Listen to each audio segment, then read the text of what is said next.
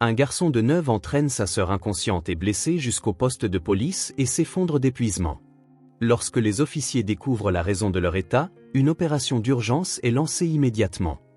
Avant de commencer l'histoire, n'oubliez pas de laisser un like et de vous abonner à la chaîne pour voir plus d'histoires comme celle-ci. L'air de fin septembre charriait le premier murmure de l'automne à travers les fenêtres ouvertes de la modeste maison de 2 chambres de la famille Walsh, sur Maple Street à Millbrook, dans le Vermont.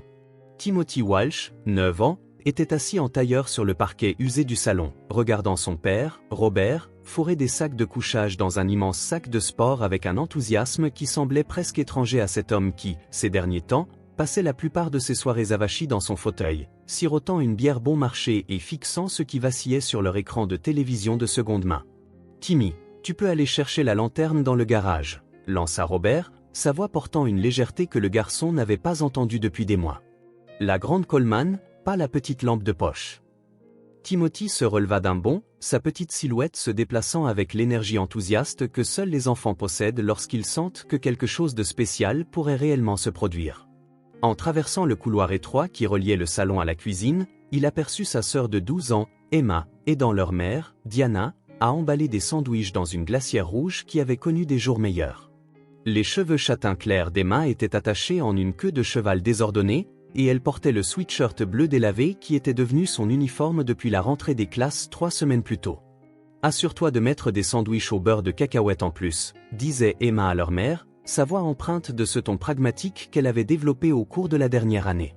« Tu sais comment est Timmy quand il a faim pendant les longs trajets en voiture ?»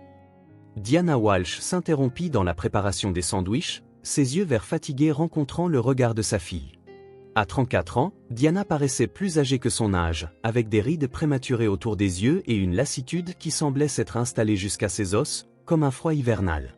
Ses cheveux auburn, autrefois vibrants et volumineux, pendaient maintenant sans vie sur ses épaules, ramenés en une queue de cheval pratique qui parlait plus d'efficacité que de style.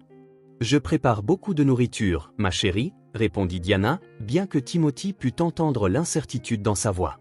« Ce voyage va nous faire du bien à tous. Nous avons besoin de ce temps ensemble, en famille. » Le mot « famille » flottait dans l'air avec un poids presque visible.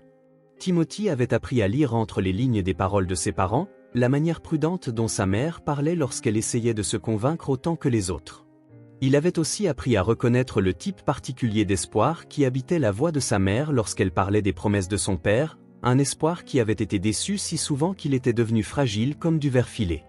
Timothy trouva la lanterne Coleman sur une étagère poussiéreuse du garage, nichée entre des pots de peinture et des outils que son père utilisait pour les chantiers de construction qui allaient et venaient avec une irrégularité croissante. Le garage sentait l'huile de moteur et la sciure de bois, avec une odeur sous-jacente de bière qui semblait imprégner tout ce que Robert touchait ces derniers temps. En soulevant la lanterne, Timothy remarqua 3 bouteilles de bière vides cachées derrière une boîte à outils, leurs étiquettes arrachées par des doigts nerveux. Quand il retourna au salon, Robert brandissait un petit réchaud de camping avec la fierté d'un homme exhibant un trophée. « Cette petite merveille va faire le meilleur café de camp que vous ayez jamais goûté », annonça-t-il à la pièce, bien que Timothy remarqua que les mains de son père tremblaient légèrement.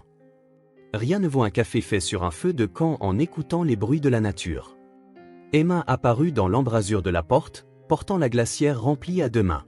Bien qu'elle n'eût que 12 ans, elle avait hérité de la nature pratique de leur mère et de la détermination têtue de leur père, une combinaison qui la faisait souvent paraître plus âgée. « Papa, tu as promis à maman que tu ne boirais pas ce week-end », dit-elle avec une franchise qui surprenait souvent les adultes non préparés à une telle honnêteté de la part d'un enfant. La pièce devint silencieuse, à l'exception du bourdonnement lointain du réfrigérateur et du son de la télévision de Madame Henderson à travers les murs minces de leur duplex. Le visage de Robert passa par une série de micro-expressions, surprise, embarras, et enfin un sourire forcé qui n'atteignait pas ses yeux. « Bien sûr, princesse », dit Robert, utilisant le surnom qu'il donnait à Emma depuis qu'elle était petite. « Ce week-end, c'est pour la famille. Juste nous 4 et les magnifiques montagnes du Vermont. » Il tendit la main et ébouriffa les cheveux d'Emma avec une douceur qui rappela à Timothy le père qu'il avait connu, celui qui lui avait appris à faire du vélo et qui avait autrefois construit pour Emma une maison de poupée élaborée avec des chutes de bois. Diana apparut dans l'embrasure de la porte derrière Emma, s'essuyant les mains sur un torchon. Elle portait un jean qui avait subi trop de lavage et une chemise en flanelle qui avait appartenu à Robert.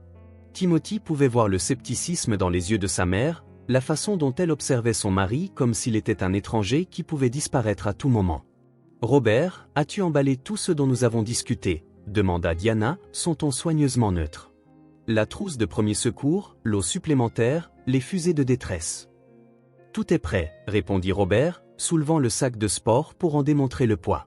« En plus, j'ai parlé à Bill Henderson, notre voisin, et il a dit que les prévisions météo sont parfaites pour les 3 prochains jours. Ciel dégagé, température douce. Ça va être comme sur une carte postale. » Timothy se sentit pris entre la danse prudente de ses parents, entre espoir et doute, regardant sa mère essayer de croire et son père essayer d'être crédible. Il avait entendu suffisamment de disputes nocturnes à travers les murs fins de leur chambre pour comprendre que ce voyage de camping représentait plus qu'un simple week-end. C'était la tentative de rédemption de son père, le pari de sa mère sur l'homme qu'elle avait épousé 15 ans plus tôt, et peut-être la dernière chance pour leur famille de se retrouver.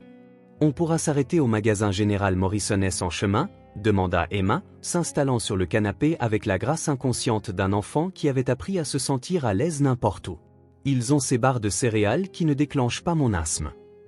L'asthme d'Emma s'était développé 2 ans plus tôt, à peu près au même moment où la consommation d'alcool de leur père s'était aggravée, bien que Timothy ne sût pas s'il y avait un lien ou si la vie avait simplement décidé de tout compliquer en même temps. L'inhalateur qu'elle transportait partout était devenu aussi inséparable d'elle que son caractère obstiné et son habitude de collectionner des pierres intéressantes. « Bien sûr qu'on peut s'arrêter, » dit Robert, et Timothy entendit une chaleur sincère dans la voix de son père. « En fait, je pensais vous laisser choisir des bonbons pour le voyage.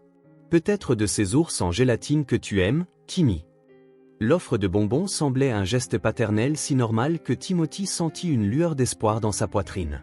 Peut-être que cette fois serait différente. Peut-être que l'homme qui préparait le matériel de camping avec un tel enthousiasme était le vrai Robert Walsh, et que celui qui avait vécu dans leur maison l'année dernière était l'imposteur. « Quand est-ce qu'on part ?» demanda Timothy, incapable de cacher l'excitation dans sa voix. « Demain matin, à la première heure, » répondit Robert. « Je veux arriver au terrain de camping de Pine Ridge assez tôt pour monter nos tentes et peut-être explorer un peu avant la nuit. » Il marqua une pause, regardant sa famille avec une expression que Timothy ne pouvait pas tout à fait déchiffrer. « Ça va être le meilleur week-end que nous ayons eu depuis longtemps.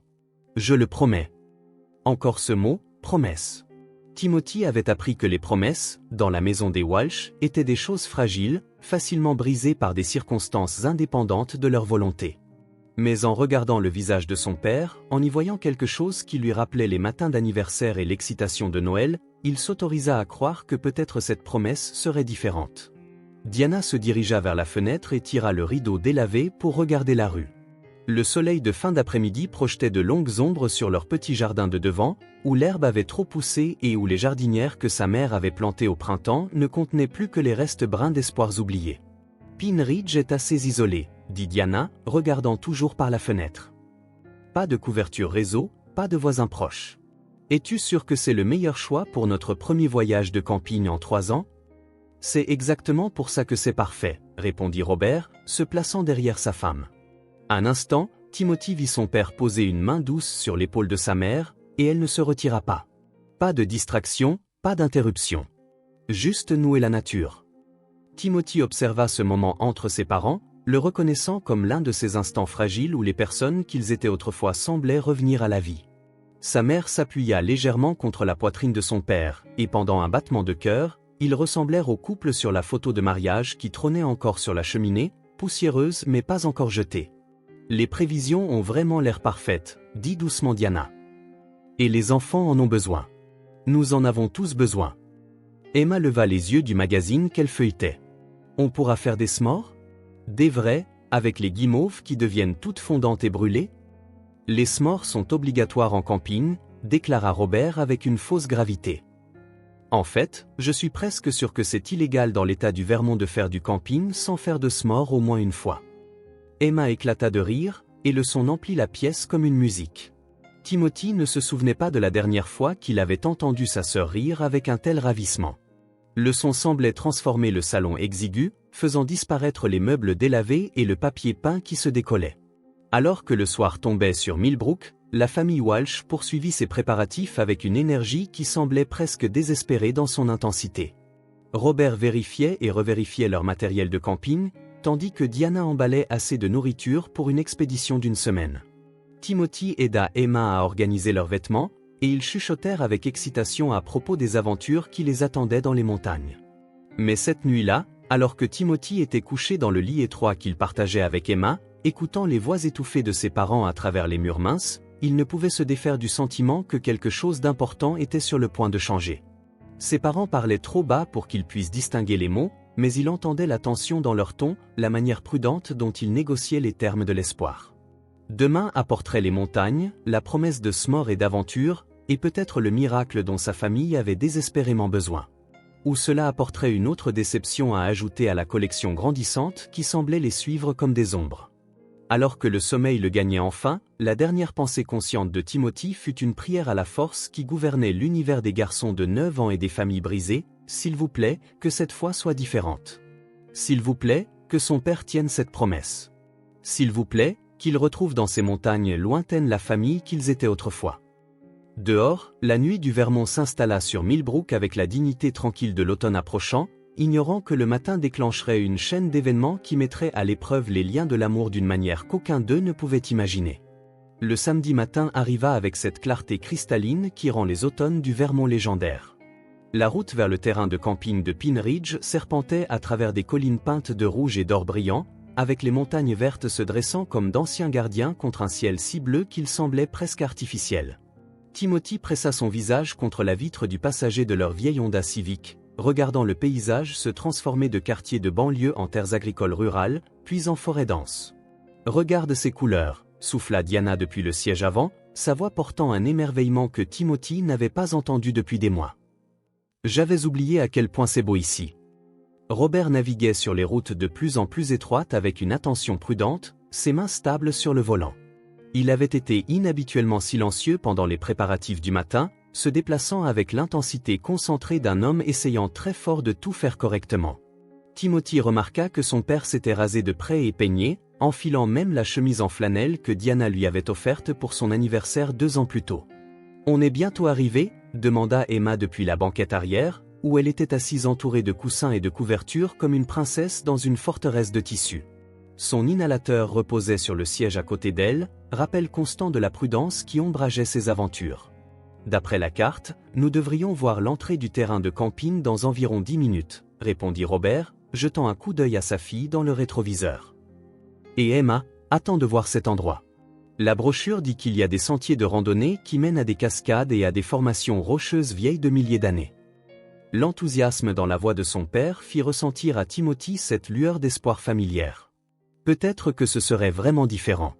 Peut-être que les montagnes détenaient une sorte de magie capable de retransformer son père en l'homme qui racontait des histoires pour s'endormir et construisait des forts de neige qui étaient des merveilles architecturales de l'ingénierie enfantine. Le terrain de camping de Pine Ridge apparut au détour d'une route, comme une carte postale, nichée dans une vallée entourée d'immenses conifères et d'arbres à feuilles caduques parés de leurs plus belles couleurs d'automne. Le bureau d'enregistrement était une cabane en rondin qui semblait être là depuis la colonisation du Vermont, avec de la fumée s'élevant d'une cheminée en pierre et des jardinières encore vives de chrysanthèmes de fin de saison. « C'est parfait », dit Diana, et Timothy pouvait entendre les larmes menacées dans sa voix. « Robert, c'est absolument parfait. » Ils s'enregistrèrent auprès d'un homme âgé nommé Frank, qui semblait tout droit sorti d'une peinture de Norman Rockwell, avec des bretelles et une pipe qui emplissait le bureau de la douce odeur de tabac à la cerise. Frank expliqua que leur emplacement de camping se trouvait à environ un demi-mile sur une route de gravier, nichée dans un bosquet de pins avec accès à un ruisseau et à des sentiers de randonnée. « Vous avez choisi un bon week-end », leur dit Frank en tendant à Robert une carte dessinée à la main du terrain de camping. « Le temps va être magnifique et le feuillage est à son apogée. Rappelez-vous simplement que la couverture réseau est pratiquement inexistante une fois que vous êtes à plus d'1 mile de la route principale. C'est l'un des derniers endroits vraiment déconnectés du Vermont. » L'isolement qui avait inquiété Diana la veille semblait maintenant une bénédiction. Alors qu'ils empruntaient l'étroite route de gravier menant à leur emplacement, Timothy eut l'impression qu'ils laissaient derrière eux non seulement le monde moderne, mais aussi tous les problèmes qui étouffaient leur famille comme la fumée d'un incendie qui ne voulait pas s'éteindre. Leur emplacement de camping dépassait même les descriptions optimistes de Robert. Niché dans une clairière naturelle entourée de pins majestueux, Il comprenait un foyer en pierre, une table de pique-nique patinée par le temps jusqu'à un gris argenté, et un accès à un ruisseau qui bouillonnait et riait en serpentant à travers la forêt. Le son de l'eau courante, mêlé au chant des oiseaux et au murmure du vent dans les aiguilles de pin, créait une symphonie qui semblait laver le stress urbain qui s'était accroché à eux comme de la poussière. Monter le camp devint un projet familial au sens le plus vrai du terme. Robert montra à Timothy comment identifier le meilleur endroit pour leur tente, expliquant l'importance d'un sol plat et des brise-vents naturels.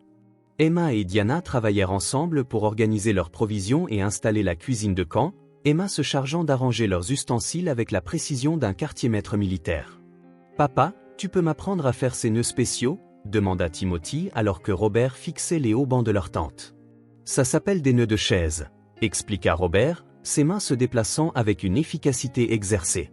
« Tout homme devrait savoir faire un bon nœud de chaise. Mon père me l'a appris quand j'avais à peu près ton âge, et son père le lui avait appris. C'est l'une de ces choses qui se transmettent. » Alors que les mains de Robert guidaient les doigts plus petits de Timothy à travers les mouvements du nœud, Timothy se sentit connecté non seulement à son père, mais aussi à une lignée d'hommes qui connaissaient des choses pratiques, des choses utiles.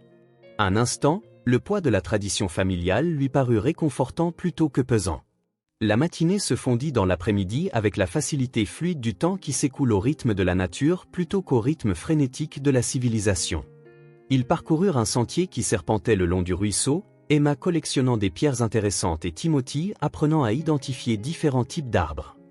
Diana marchait main dans la main avec Robert, et parfois Timothy apercevait ses parents se chuchotant à l'oreille avec l'intimité d'amants plutôt que la politesse prudente d'étrangers partageant une maison. « Regardez celle-ci !» s'écria Emma, brandissant un morceau de quartz qui captait la lumière filtrée du soleil comme un feu capturé.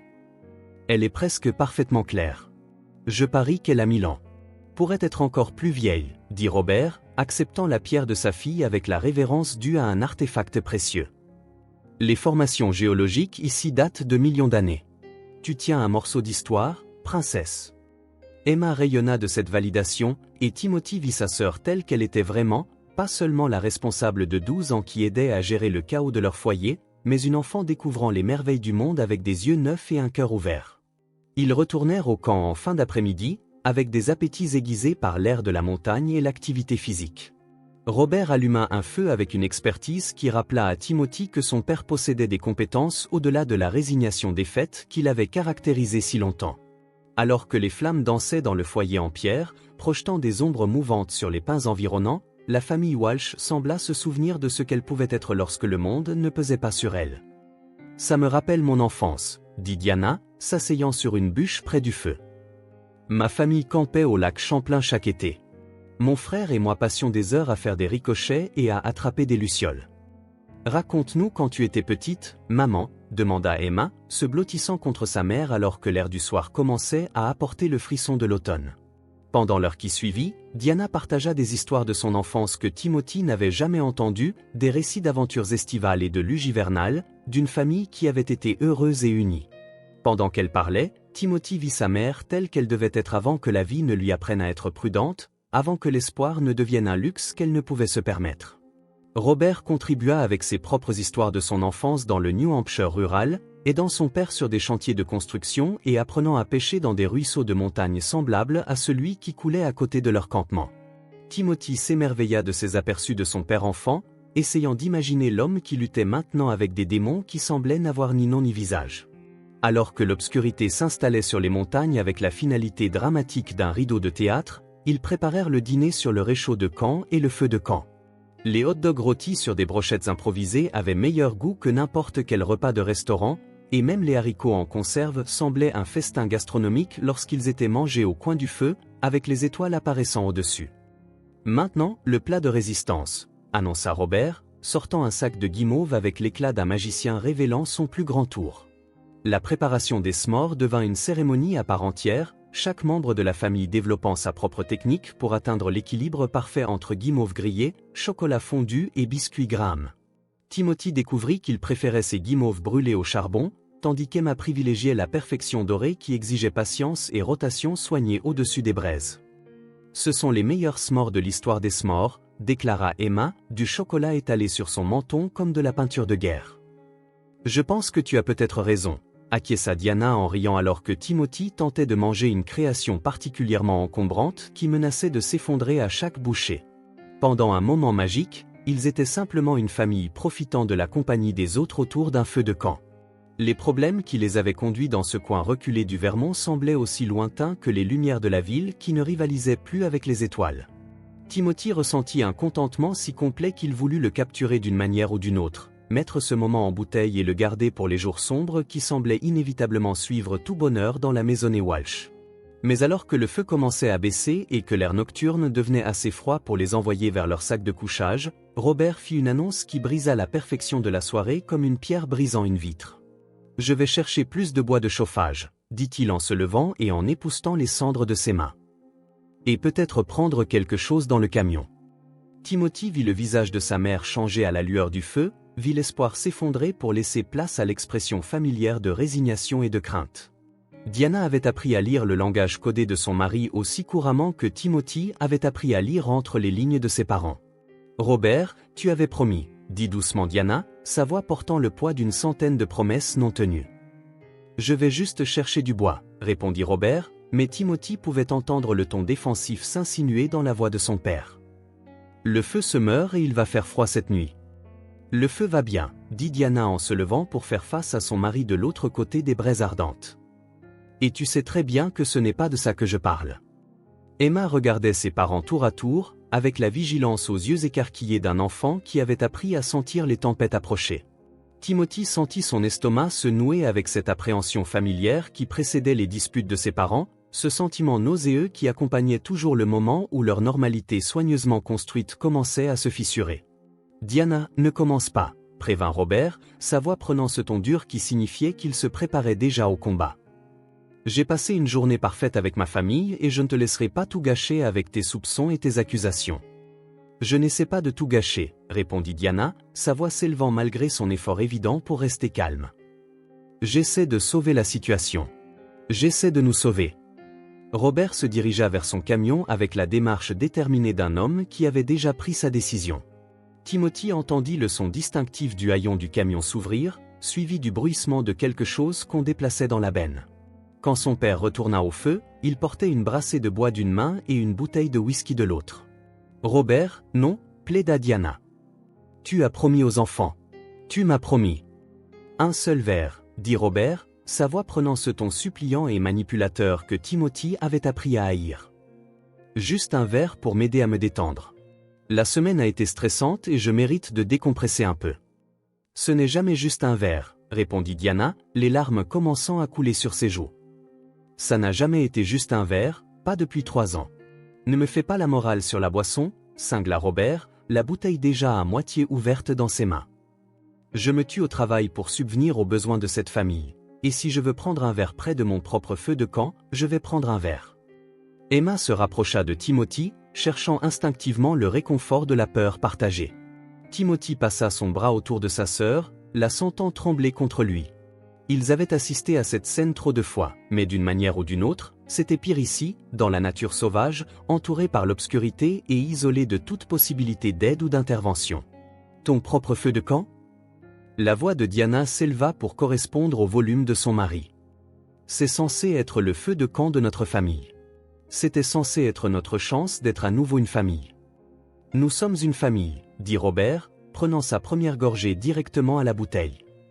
Ça ne change rien à ça. Mais Timothy pouvait voir que cela changeait tout. À chaque gorgée que son père prenait, l'homme qui lui avait appris à faire des nœuds et à identifier les arbres disparaissait, remplacé par l'étranger qui vivait dans leur maison depuis si longtemps que Timothy oubliait parfois à quoi ressemblait son vrai père. La dispute s'intensifia avec la terrible prévisibilité d'une catastrophe naturelle. Diana plaidait et Robert se défendait, leur voix devenant de plus en plus forte et amère à mesure que le niveau de whisky dans la bouteille baissait. Timothy essaya de protéger Emma du pire, fredonnant doucement à son oreille et essayant de se concentrer sur le bruit du ruisseau plutôt que sur le son de sa famille qui s'effondrait. « Je ne peux plus continuer comme ça », dit finalement Diana, sa voix brisée par l'épuisement et le chagrin. « Je ne peux pas continuer à prétendre que tout va bien se passer. Je ne peux pas continuer à mentir aux enfants sur ce que tu es devenu. »« Alors ne le fais pas », gronda Robert, vidant la bouteille avec la soif agressive d'un homme essayant de noyer quelque chose qui refusait de mourir. Personne ne te force à rester marié avec moi. Personne ne te force à être ici. Tu as raison, dit Diana avec une finalité qui glaça le sang de Timothy. Personne ne me force. Ce qui se passa ensuite se déroula avec la qualité surréaliste d'un cauchemar. Robert, ivre et enragé, annonça que le voyage de camping était terminé, qu'il retournait en ville immédiatement, malgré les supplications de Diana sur les dangers de la conduite en état d'ivresse sur les routes de montagne dans le noir. Il tituba vers son camion avec la détermination acharnée d'un homme qui avait perdu la capacité d'entendre la raison. « Robert, s'il te plaît, supplia Diana, le suivant vers le camion. Si tu dois partir, laisse-moi conduire. Pense aux enfants. » Je pense aux enfants, bredouilla Robert, cherchant ses clés. Je pense qu'ils méritent mieux que ça. Mieux que moi. Le camion rugit, un son qui semblait déchirer la nuit paisible de la montagne comme une tronçonneuse. Robert recula de leur emplacement de camping à une vitesse folle, le gravier giclant sous ses pneus alors qu'il disparaissait sur la route sombre menant à l'autoroute principale. Diana se tenait dans la lumière déclinante des feux arrière du camion, ses épaules secouées par des sanglots qui semblaient venir de plus profond que ses poumons. Après un moment, elle se tourna vers Timothy et Emma, son visage strié de larmes et de saleté. « Je dois le suivre, » dit-elle, sa voix creuse de désespoir. « Je dois essayer de l'arrêter avant qu'il ne se tue ou ne tue quelqu'un d'autre. »« Maman, ne nous laisse pas ici, » plaida Emma, sa voix aiguë et mince de panique. « Je serai de retour au matin, » promit Diana, s'agenouillant pour serrer ses deux enfants dans une étreinte féroce. « Je vous promets que je serai de retour au matin. Restez au campement. N'allez pas vous promener dans le noir. Et entretenez le feu. Vous pouvez faire ça pour moi ?» Timothy hocha la tête, bien que chaque instinct de son corps hurlât contre le fait de laisser sa mère disparaître dans l'obscurité. À 9 ans, on lui demandait de devenir l'adulte, de prendre soin de sa sœur et de les garder tous les deux en sécurité dans une nature sauvage qui semblait soudainement vaste et menaçante. Diana embrassa ses deux enfants avec l'intensité désespérée d'une mère qui n'était pas sûre de les revoir. Puis elle attrapa une lampe de poche et partit à pied sur la route de gravier, suivant le chemin que le camion de son mari avait pris vers ce qui pourrait être le salut ou le désastre. Timothy et Emma s'assirent près du feu mourant, écoutant les pas de leur mère s'estomper dans le silence de la montagne. Les bois autour d'eux semblaient grandir et s'assombrir à chaque minute qui passait, remplis de bruits qu'ils ne pouvaient identifier et de dangers qu'ils ne pouvaient nommer. « Elle reviendra, n'est-ce pas ?» chuchota Emma, sa main trouvant celle de Timothy dans la lumière vacillante du feu. « Elle reviendra, » répondit Timothy avec une conviction qu'il ne ressentait pas. « Elle a promis. » Mais alors que la nuit s'épaississait autour d'eux et que le feu baissait malgré les efforts de Timothy pour le maintenir, les deux enfants commencèrent à comprendre que les promesses dans la famille Walsh étaient devenues aussi fragiles que les feuilles d'automne, belles un instant mais destinées à s'effriter au premier contact de la réalité. Au-dessus d'eux, les étoiles qui avaient semblé si magiques quelques heures plus tôt paraissaient maintenant froides et lointaines, témoins indifférents de deux enfants apprenant que parfois, les personnes que l'on aime le plus sont celles qui vous blessent le plus profondément, et que grandir peut se faire en une seule nuit, quand on n'est pas prêt et que le monde se moque de savoir si l'on est préparé à ce qui va suivre. Le dimanche matin arriva avec l'indifférence cruelle de la nature à la souffrance humaine.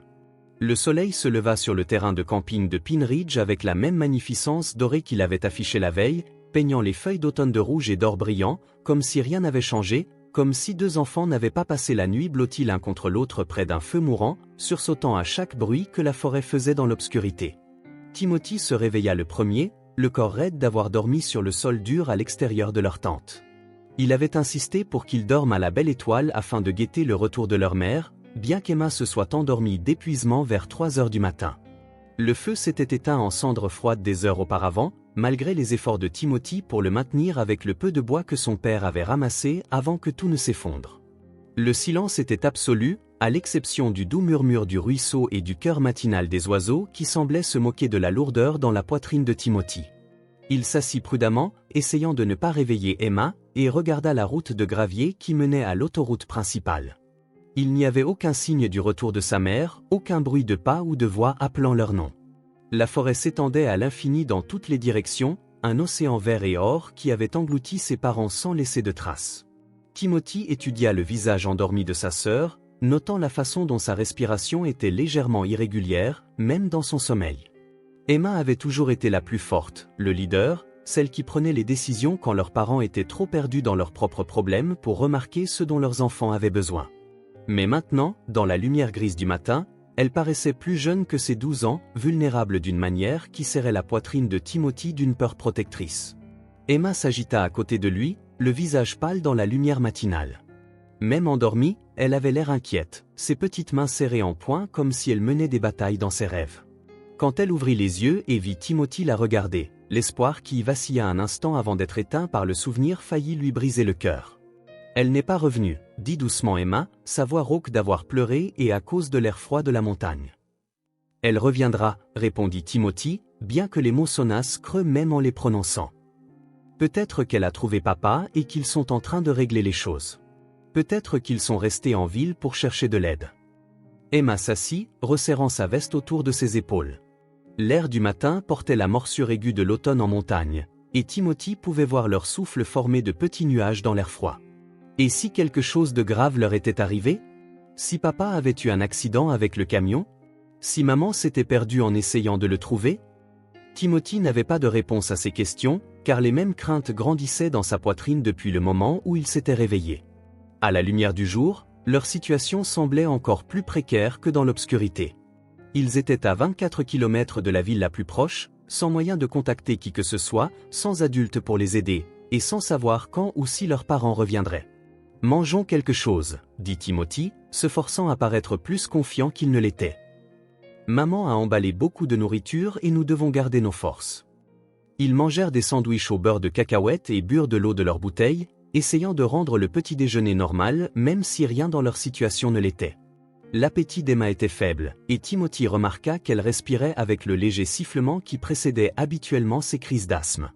Le stress et l'air froid n'aidaient pas son état, et Timothy sentit le poids de la responsabilité s'abattre sur ses épaules comme un lourd manteau.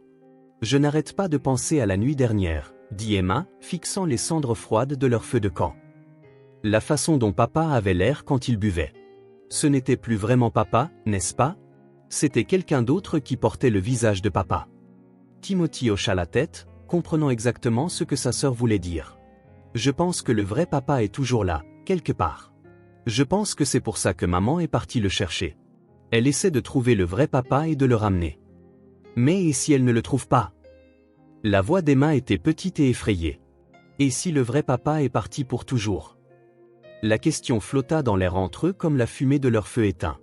Timothy se posait la même question depuis des mois, regardant son père disparaître petit à petit dans la bouteille, laissant derrière lui un étranger qui portait ses vêtements et dormait dans son lit, mais qui ne se souvenait plus comment être un père. « Je veux rentrer à la maison », dit Emma, sa voix petite et défaite. « Nous rentrerons à la maison, » promit Timothy, « mais nous devons attendre que maman et papa reviennent nous chercher. » Alors que la matinée avançait et qu'il n'y avait toujours aucun signe de leurs parents, Timothy commença à se débattre avec une terrible décision. Chaque instinct lui disait de rester au campement et d'attendre les secours, mais une autre partie de lui commençait à se demander si les secours viendraient un jour. Et si leur père avait eu un accident? Et si leur mère était blessée et incapable de revenir? Et s'ils allaient rester coincés ici jusqu'à ce que quelqu'un d'autre vienne au terrain de camping et les trouve? L'idée que d'autres campeurs les trouvent était à la fois pleine d'espoir et terrifiante. Comment expliquerait-il ce qui s'était passé? Comment dirait-il à des étrangers que leur père les avait abandonnés en état d'ivresse et que leur mère avait disparu en essayant de le sauver? La honte du dysfonctionnement de leur famille pesait presque aussi lourdement que la peur d'être seule dans la nature. « Je ne peux plus rester assise ici », annonça Emma vers 11 heures du matin, sa voix portant une gaieté forcée que Timothy reconnut comme sa façon de gérer la peur. « J'ai l'impression de devenir folle à force d'attendre. »« Que veux-tu faire » demanda Timothy, bien qu'il craignît la réponse. « Je veux explorer un peu, » dit Emma. « Peut-être que je peux trouver certaines de ces pierres intéressantes comme hier. Peut-être que je peux trouver un endroit élevé d'où je pourrai voir si maman et papa reviennent. » Emma, maman a dit de rester au campement, lui rappela Timothy, bien qu'il comprît son besoin de faire quelque chose, n'importe quoi, pour se distraire de l'angoisse croissante qui semblait les consumer. « Je vais juste aller à cette zone rocheuse que nous avons vue hier, » insista Emma. « Celle avec la grande falaise. Ce n'est pas si loin et je peux encore voir le campement d'ici. Peut-être que de là-haut, je verrai mieux la route, voir s'il y a des voitures qui arrivent. » Timothy se sentit partagé entre ses instincts protecteurs et sa compréhension du besoin d'action de sa sœur. Emma avait toujours été l'aventurière, l'enfant qui grimpait aux arbres et explorait les lits de ruisseaux tandis que Timothy préférait les livres et les activités calmes. Mais elle était aussi celle qui souffrait d'asthme, celle qui devait faire attention au surmenage et au stress. « Si tu y vas, j'y vais avec toi », dit finalement Timothy. « Tu n'as pas à me surveiller », répondit Emma avec une étincelle de son ancien esprit. « Je peux prendre soin de moi. »« Je sais que tu peux », dit doucement Timothy, « mais je veux venir avec toi quand même. Nous devrions rester ensemble. » Emma regarda son frère un long moment, et Timothy vit quelque chose changer dans son expression. « Tu as raison, dit-elle doucement. Nous n'avons que l'un l'autre en ce moment. Nous devons rester ensemble. » Ils prirent des bouteilles d'eau et du mélange de fruits secs, laissant un mot à leur campement au cas où leurs parents reviendraient pendant leur absence. Timothy se sentit ridicule d'écrire, partit explorer les rochers, de retour bientôt sur un morceau de papier arraché au cahier d'Emma, mais cela semblait être la chose responsable à faire. Le mot rendait leur absence temporaire et innocente, bien que Timothy ne pût se défaire du sentiment qu'il faisait une erreur. Ils partirent ensemble à travers la forêt de pins, suivant un vague sentier qui montait vers l'affleurement rocheux qu'Emma avait remarqué la veille. Le sentier était plus raide qu'il n'y paraissait de loin, et Timothy se retrouva à bout de souffle en grimpant. Emma, malgré son asthme, semblait dynamisée par l'activité physique, et Timothy se demanda si elle essayait de se prouver quelque chose à elle-même ou à lui. La forêt autour d'eux était vivante des bruits de l'automne, feuilles bruissant dans la brise, écureuils jacassant en ramassant des glands, et l'appel lointain des oiseaux migrant vers le sud pour l'hiver. Dans d'autres circonstances, Timothy aurait trouvé la randonnée paisible et belle, mais à chaque pas qu'il faisait loin de leur campement, il se sentait de plus en plus anxieux, comme s'il s'éloignait de la sécurité pour entrer dans un danger inconnu. « Ça va ?» demanda Emma, remarquant la respiration laborieuse de Timothy. « Ça va », répondit Timothy, bien qu'il n'en fût pas sûr. « Juste pas habitué à grimper. On peut se reposer si tu en as besoin, » offrit Emma, bien que Timothy pût voir qu'elle était impatiente de continuer. « Non, ça va. Continuons. » La zone rocheuse, lorsqu'ils l'atteignirent après 45 minutes de montée régulière, était encore plus impressionnante qu'elle n'y paraissait depuis leur campement.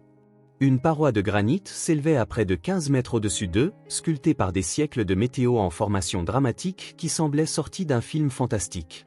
Le rocher était parsemé de crevasses et de corniches qui semblaient inviter à l'exploration, et Timothy comprit pourquoi Emma avait été attirée par cet endroit. « Regarde toutes ces prises », dit Emma, les yeux brillants d'excitation. « Je parie que je pourrais monter assez haut. Peut-être assez haut pour voir la route, pour voir si maman et papa reviennent. » « Et maintenant, dit immédiatement Timothy, des sonnettes d'alarme retentissant dans sa tête. « Ça a l'air dangereux et tu sais ce que maman dit à propos de ton asthme et de l'escalade. » « Mon asthme va bien, » insista Emma, bien que Timothy pût entendre le léger sifflement dans sa voix qui suggérait le contraire. « Et je ne vais pas escalader tout le mur, juste assez haut pour avoir une bonne vue sur la région. »« S'il te plaît, non » plaida Timothy. « Et si tu tombes ? Si tu fais une crise d'asthme ? Je ne pourrai pas t'aider si tu te blesses. » Emma se tourna pour regarder son frère, et Timothy vit dans ses yeux quelque chose qu'il n'avait jamais vu auparavant. Un besoin désespéré de prouver qu'elle n'était pas impuissante, qu'elle pouvait faire quelque chose de courageux et d'important, même quand tout le reste dans son monde s'effondrait. « J'ai besoin de faire ça, Kimi, » dit-elle doucement. « J'ai besoin de faire quelque chose qui me donne l'impression d'être forte. J'ai besoin de sentir que je peux prendre soin de nous, que je peux trouver un moyen de nous ramener à la maison. » Timothy comprenait ce sentiment, même s'il ne pouvait pas le partager. Emma avait toujours été celle qui prenait les choses en main, qui prenait des décisions et montrait la voie. C'était elle qui l'aidait avec ses devoirs, qui tenait tête au brut à l'école, qui s'assurait qu'il avait de l'argent pour le déjeuner quand leurs parents oubliaient. L'impuissance de leur situation la rongeait d'une manière différente de celle dont elle l'affectait. Tandis que l'instinct de Timothy était de se terrer et d'attendre les secours, celui d'Emma était de passer à l'action, de faire quelque chose qui lui donnerait un sentiment de contrôle. « Promets-moi juste que tu seras prudente, » dit Timothy, sachant qu'il ne pourrait pas arrêter sa sœur une fois qu'elle aurait pris sa décision. « Et promets-moi que tu descendras si tu sens que ton asthme s'aggrave. »« Je le promets, » dit Emma, lui faisant un câlin rapide avant de se tourner vers la falaise. « Et je promets que je n'irai pas trop haut. Juste assez haut pour voir si je peux repérer la route. » Timothy regarda avec une anxiété croissante sa sœur commencer à grimper. Emma était une athlète naturelle, malgré son asthme, et elle se déplaçait sur la paroi rocheuse avec une grâce qui rappelait à Timothy les écureuils qui jouaient dans les arbres autour de leur maison. Elle testait chaque prise avec soin, s'assurant qu'elle était solide avant d'y mettre son poids, et elle se déplaçait avec une précision délibérée qui montrait qu'elle prenait l'ascension au sérieux. Pendant les 6 premiers mètres, elle grimpa facilement, trouvant des prises pour les mains et les pieds avec l'habileté instinctive d'un enfant qui avait passé sa vie à explorer le monde autour d'elle. Le cœur de Timothy battait la chamade, mais il devait admettre qu'Emma semblait à l'aise et confiante sur la paroi. « Je peux voir à des kilomètres d'ici », cria-t-elle, sa voix résonnant sur la paroi rocheuse. « Toute la vallée ressemble à une peinture. Je peux voir notre campement et la route qui mène à l'autoroute. »« Tu vois des voitures » cria Timothy. « Pas encore, » répondit Emma, « mais la vue s'améliore à mesure que je monte. Je pense que je peux voir encore plus si je monte juste un peu plus haut. » L'anxiété de Timothy augmenta en regardant sa sœur grimper plus haut. Elle était maintenant à 9 mètres au-dessus du sol, bien plus haut qu'il ne l'avait jamais vue grimper. La paroi était raide, et Timothy pouvait voir que les prises devenaient plus petites et plus espacées à mesure qu'elle montait. « Emma, c'est assez haut » cria Timothy. « Tu as prouvé que tu pouvais le faire. Maintenant, descends et dis-moi ce que tu as vu. »« Juste un peu plus haut » répondit Emma, sa voix paraissant tendue par l'effort de l'ascension. « Je crois que je vois une corniche là-haut qui me donnera une vue parfaite de toute la région. » Timothy pouvait entendre le sifflement dans sa voix devenir plus prononcé, et il savait que la combinaison de l'effort physique et du stress déclenchait son asthme. « Emma, tu commences à siffler. Tu dois descendre maintenant et utiliser ton inhalateur. »« Je vais bien, » insista Emma, bien que Timothy pût voir que ses mouvements devenaient moins fluides, plus laborieux. « Donne-moi juste quelques minutes de plus. Je crois que je vois quelque chose bouger sur la route. »« Emma, s'il te plaît, » supplia Timothy, sa voix se brisant de peur. « Tu me fais peur. S'il te plaît, descends. » Mais Emma était concentrée sur la corniche au-dessus d'elle, déterminée à l'atteindre malgré la difficulté croissante de l'ascension. Timothy regarda avec une horreur grandissante sa sœur se pousser au-delà de ses limites, sa respiration devenant de plus en plus laborieuse à chaque mètre qu'elle grimpait. Ce qui se passa ensuite se déroula avec la terrible clarté au ralenti qui accompagne le témoignage d'une catastrophe que l'on est impuissant à empêcher. Emma tendit la main vers une prise qui semblait solide d'en bas, mais qui s'effrita sous son poids. Timothy entendit le bruit de la roche qui se brise, suivi du cri de surprise et de peur de sa sœur. « Timmy !» hurla Emma en se sentant tomber. Emma essaya de se rattraper, ses doigts cherchant une prise sur la face de granit, mais la roche était trop lisse et elle était trop loin des prises sur en dessous. Timothy regarda avec une horreur absolue sa sœur tomber, son corps dégringolant dans les airs pendant ce qui sembla une éternité avant qu'elle ne heurte le sol rocheux en contrebas avec un son qui le hanterait pour le reste de sa vie. Le son ne ressemblait à rien de ce que Timothy avait jamais entendu, un bruit sourd, humide et horrible qui semblait résonner sur la falaise et se répercuter dans tout son corps. C'était le son du corps de sa sœur heurtant le granit solide d'une hauteur de près de 12 mètres, et Timothy sut immédiatement que quelque chose de terrible s'était produit. « Emma !» hurla Timothy, courant vers l'endroit où sa sœur gisait immobile sur la dalle de granit au pied de la falaise. Elle était inconsciente, le visage pâle et immobile, avec un mince filet de sang s'écoulant de son oreille gauche. Sa respiration était superficielle et irrégulière, et Timothy pouvait voir que son bras gauche était plié à un angle contre nature. Mais c'était le sang de son oreille qui le terrifiait le plus, car il se souvenait que sa mère avait parlé des traumatismes crâniens et que le sang des oreilles était le signe de quelque chose de très grave. « Emma, s'il te plaît, réveille-toi » chuchota Timothy, s'agenouillant à côté de sa sœur, ayant peur de la toucher de crainte d'aggraver ses blessures.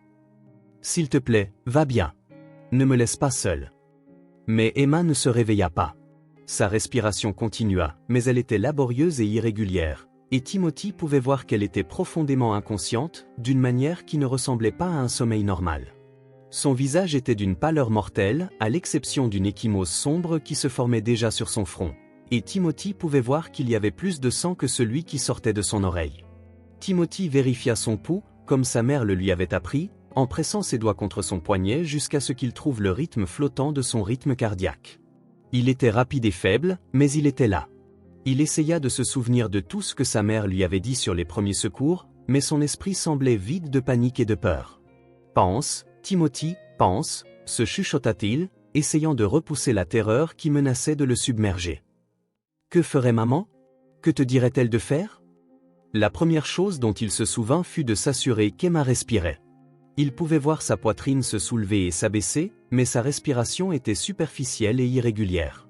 Il voulait la tourner sur le côté au cas où elle vomirait, mais il était terrifié à l'idée que la déplacer pourrait aggraver ses blessures si elle s'était blessée au dos ou au cou. Timothy s'assit sur ses talons, son esprit tournant à plein régime alors qu'il essayait de comprendre ce qui s'était passé et ce qu'il devait faire. Ils étaient à 24 km de toute aide, sans moyen de contacter qui que ce soit, et sa sœur était gravement blessée et inconsciente. Ses parents étaient partis, et personne d'autre ne savait même où ils étaient. Le poids de la situation s'abattit sur les épaules de Timothy comme une force physique. À 9 ans, il était la seule personne qui pouvait sauver la vie de sa sœur, et il n'avait aucune idée de comment faire. Il n'était pas assez fort pour la porter, et il n'était pas sûr de pouvoir retrouver le chemin de la civilisation même s'il le pouvait. Mais alors que Timothy était agenouillé à côté de sa sœur inconsciente, écoutant sa respiration laborieuse et se sentant plus seul qu'il ne l'avait jamais été, il réalisa qu'il avait une option. Ce serait la chose la plus difficile qu'il ait jamais faite, peut-être la chose la plus difficile que quiconque ait jamais faite, mais c'était la seule chance d'Emma. Il allait devoir l'amener à l'aide, d'une manière ou d'une autre, même si cela signifiait la traîner sur 24 km à travers la nature sauvage du Vermont pour atteindre la ville la plus proche. La pensée était si accablante que Timothy se sentit étourdi, mais quand il regarda le visage pâle d'Emma et l'entendit lutter pour respirer, il sut qu'il n'avait pas le choix. « Je vais te sortir d'ici », chuchota Timothy à sa sœur inconsciente. « Je ne sais pas comment, mais je vais te ramener à la maison. Je vais te sauver, Emma. Je te le promets. » Timothy passa l'heure suivante à faire plusieurs allers-retours à leur campement, rassemblant tout ce dont ils pensaient avoir besoin pour le voyage impossible à venir. Il emballa toute leur nourriture et leur eau, prit leurs sacs de couchage et leurs vêtements de rechange, et surtout, il rassembla les mâts de tente et les bâches dont il aurait besoin pour construire une civière improvisée. Le travail était épuisant, aggravé par la peur constante qu'Emma puisse mourir pendant son absence.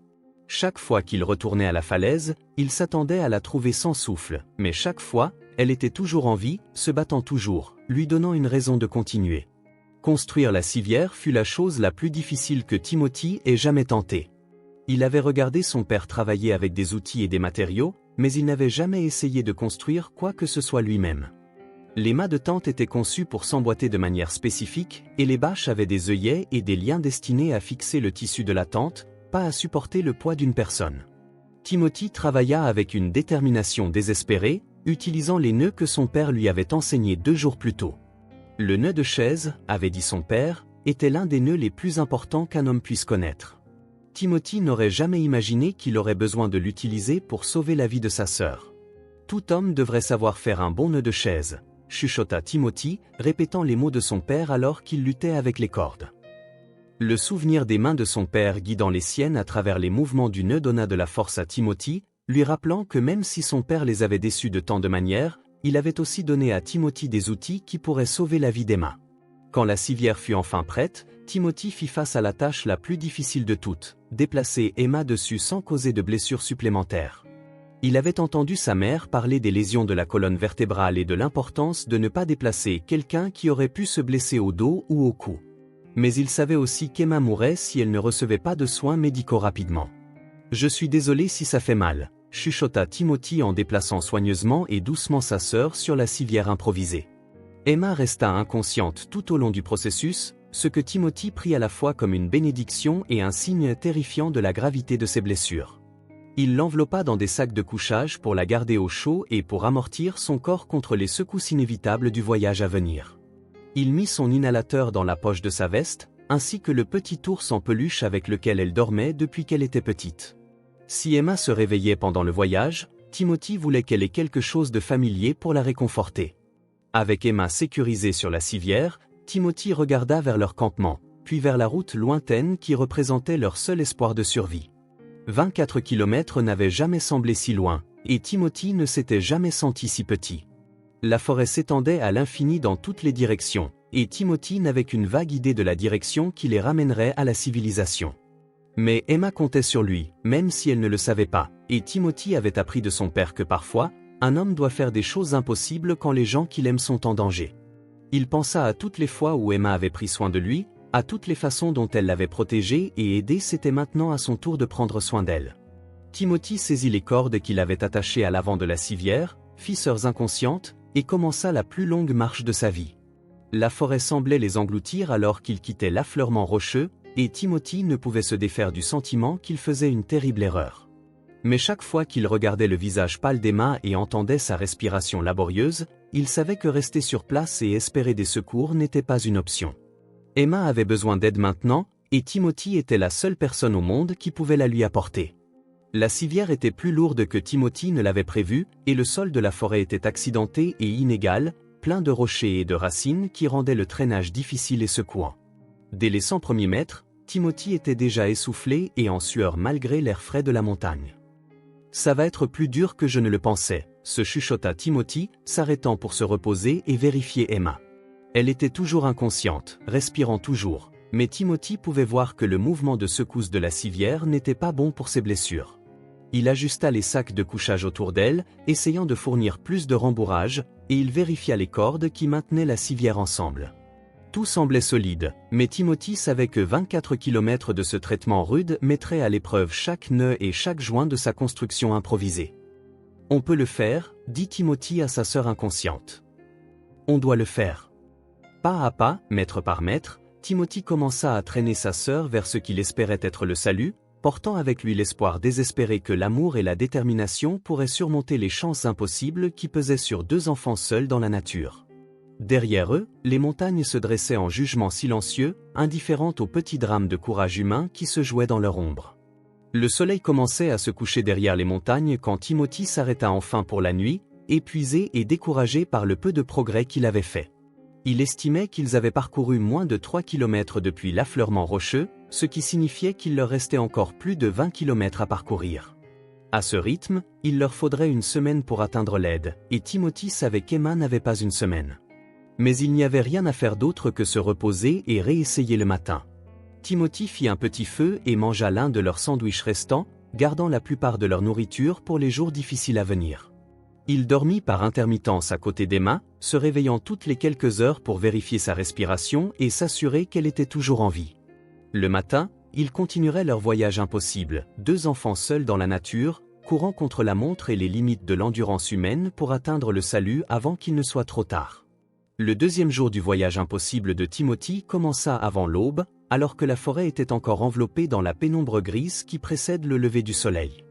Il avait dormi par intermittence à côté d'Emma, se réveillant toutes les heures pour vérifier sa respiration et attiser le petit feu qu'il avait construit pour les garder au chaud pendant la nuit froide de la montagne.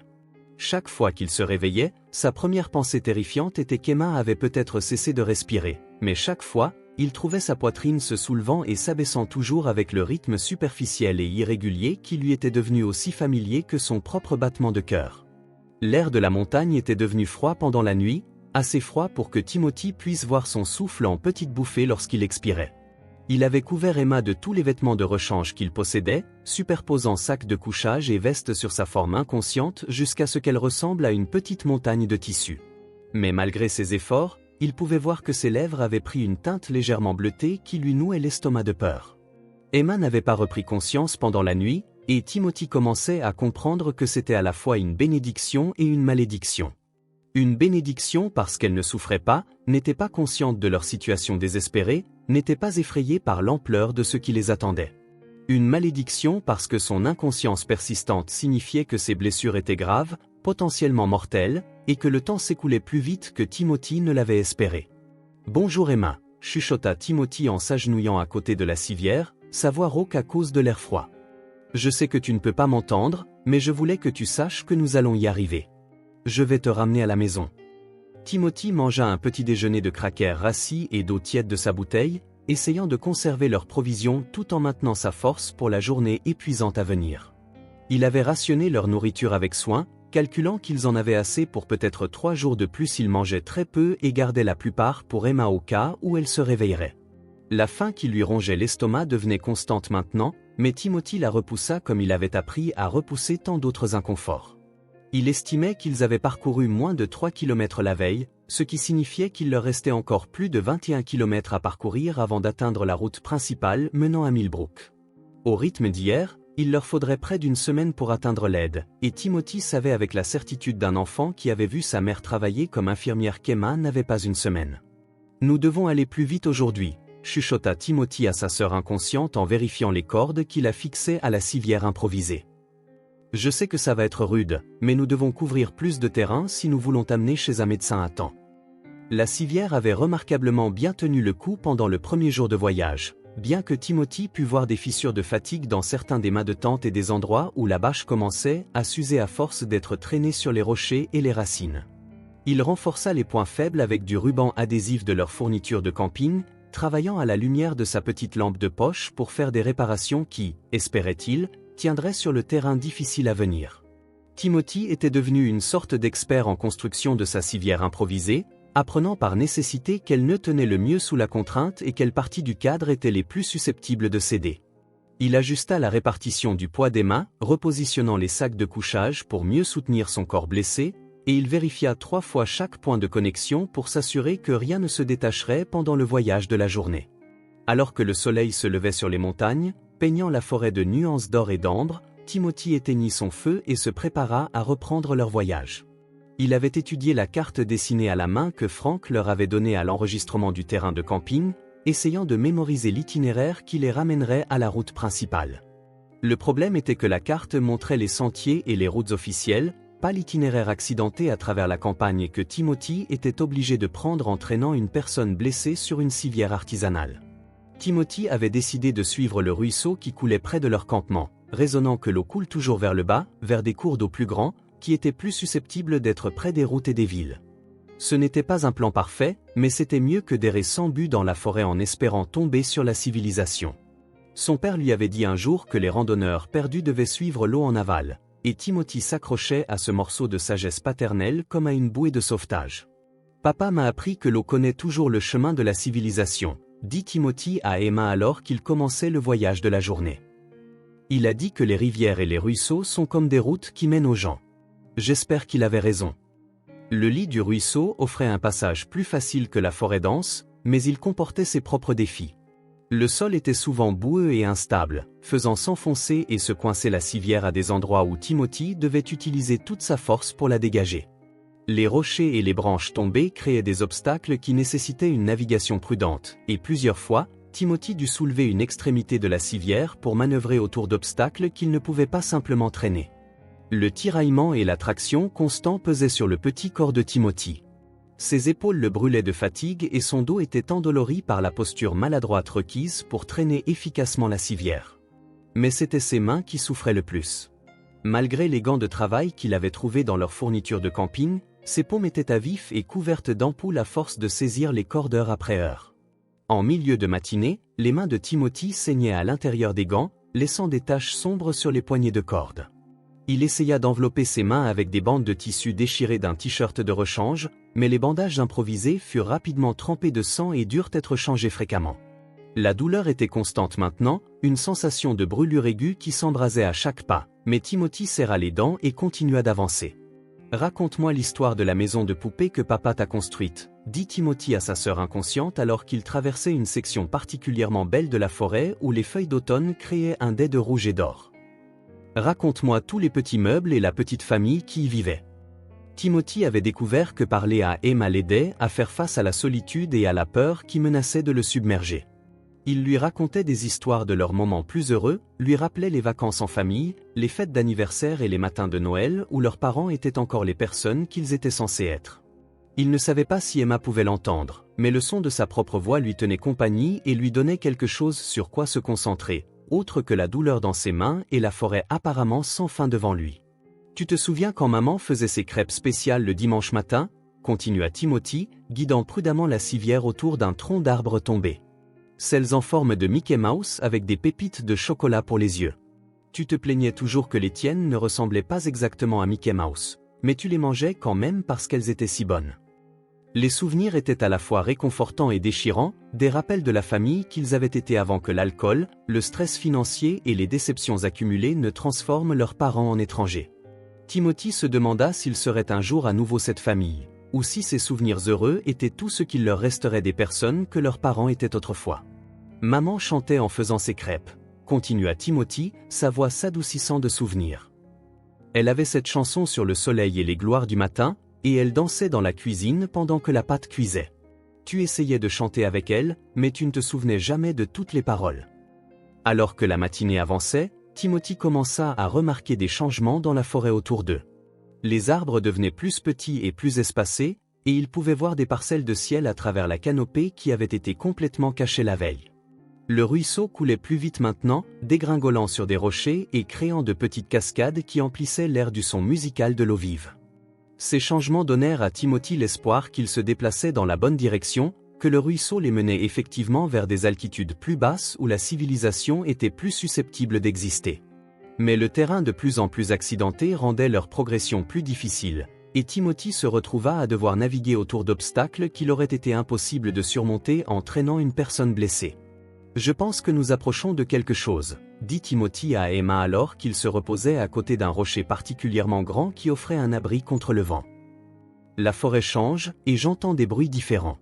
Je pense qu'il pourrait y avoir une route à proximité. » Timothy apprenait à lire la nature sauvage d'une manière qu'il n'aurait jamais imaginée. Il pouvait lire l'heure par la position du soleil filtrant à travers les feuilles, juger de la direction par la façon dont la mousse poussait sur les troncs d'arbres, et prédire le temps par le comportement des oiseaux et des petits animaux qu'il rencontrait. C'étaient des compétences que son père avait essayé de lui enseigner lors de leurs rares aventures en plein air, mais Timothy n'avait jamais prêté une attention particulière.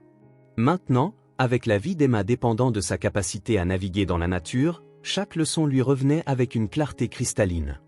Au fur et à mesure que la journée avançait, Timothy tomba dans un rythme de mouvement presque méditatif, tirer la civière sur 6 ou 9 mètres, s'arrêter pour se reposer et vérifier Emma, ajuster les sacs de couchage autour d'elle pour s'assurer qu'elle était au chaud et à l'aise, puis continuer.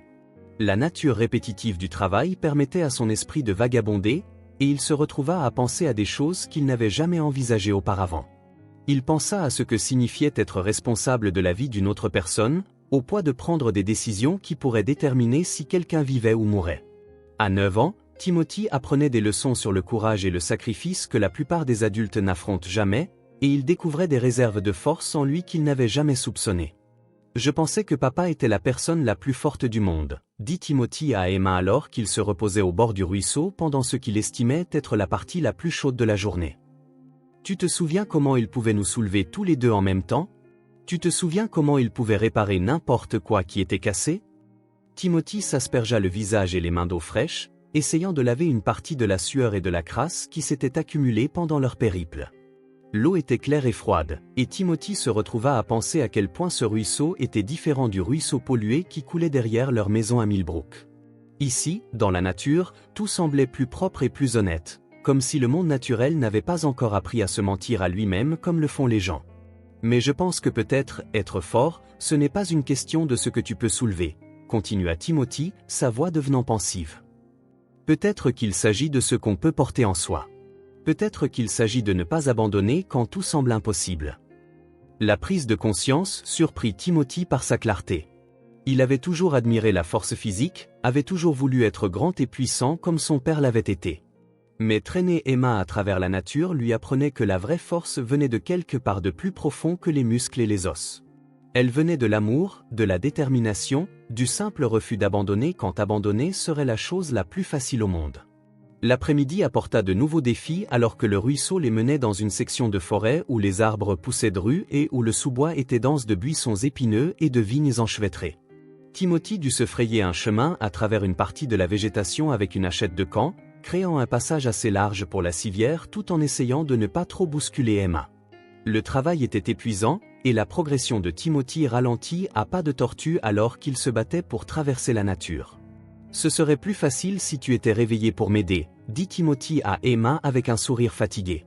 « Tu as toujours été meilleur pour trouver le meilleur chemin dans les endroits difficiles. » C'était vrai. Emma avait toujours été la navigatrice de leur famille, celle qui savait lire les cartes, trouver des raccourcis et savoir, d'une manière ou d'une autre, quelle direction était la maison.